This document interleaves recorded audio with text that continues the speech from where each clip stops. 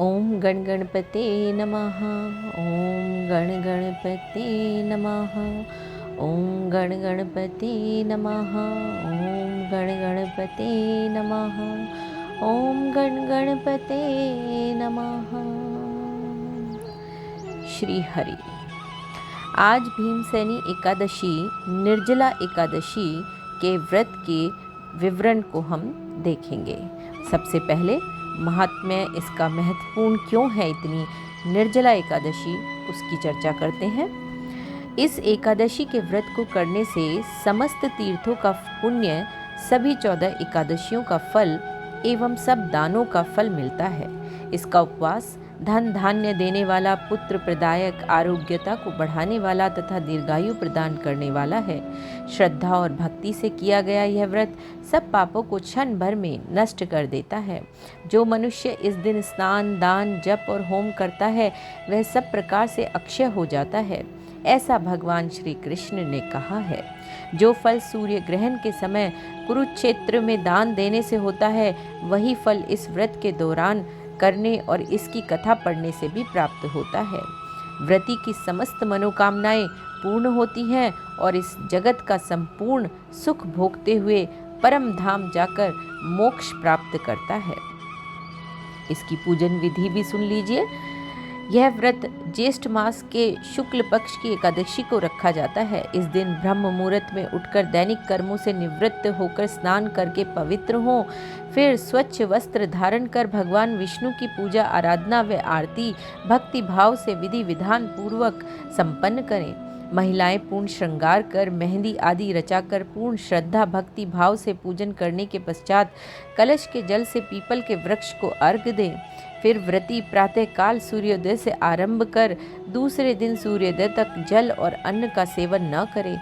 चूँकि ज्येष्ठ मास के दिन लंबे और भीषण गर्मी वाले होते हैं, अतः प्यास लगना स्वाभाविक है। ऐसे में जल ग्रहण न करना सचमुच एक बड़ी साधना का काम है।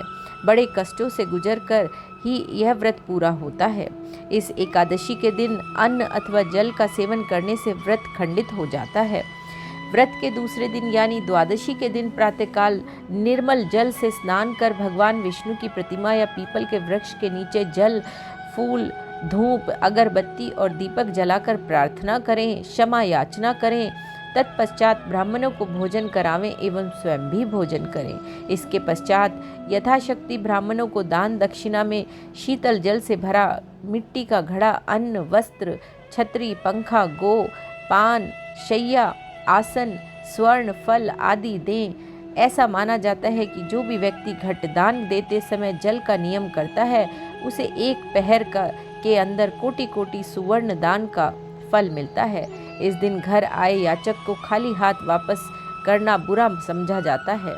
अब हम सुनते हैं इस व्रत की कथा। पौराणिक कथा। इस व्रत के कथा का उल्लेख महाभारत और श्री पद्म पुराण में इस प्रकार से है।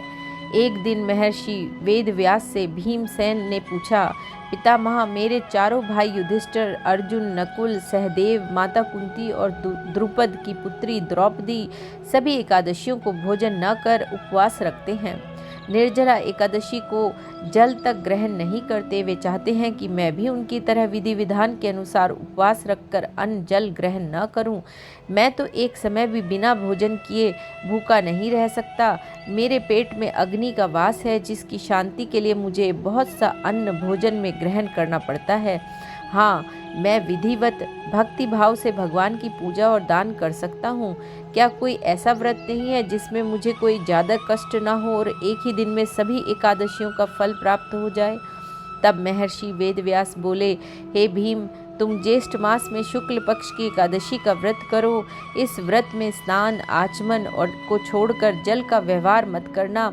इसके उपवास से तुम्हें सभी 14 एकादशियों के करने का फल या पुण्य प्राप्त होगा। महर्षि वेदव्यास के सामने भीम ने प्रतिज्ञा कर इस एकमात्र एकादशी का व्रत पूरा किया। तभी से इसे भीमसेनी एकादशी के नाम से भी जाना जाता है। बोलो जय श्री हरि। सभी अपने व्रत को बड़ी श्रद्धा भाव से पूर्ण करें और भगवान वासुदेव का, नारायण भगवान का आशीर्वाद प्राप्त करें। जय श्री हरि।